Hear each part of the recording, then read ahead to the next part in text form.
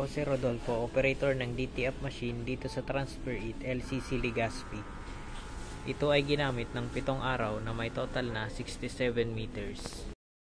Heto naman ang printer head, huling pinalitan noong September 19, 2024. Heto naman ang capping na may 100% good condition. Head clean.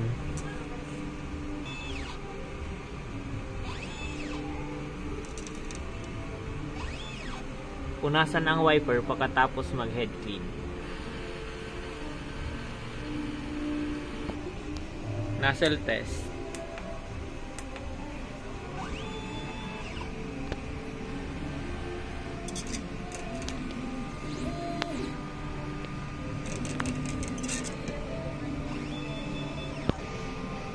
Ang ink system label namin ay tama lang. Ang damper ay pinalitan noong September 19, 2024. Ang waste tank ay nilinis noong 1 araw. Ito ang ABR. At dito nakalagay ang aming ground oil.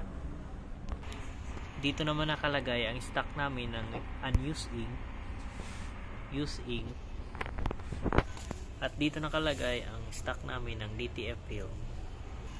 Ito naman po ang weekly inventory report. Consumable withdrawal.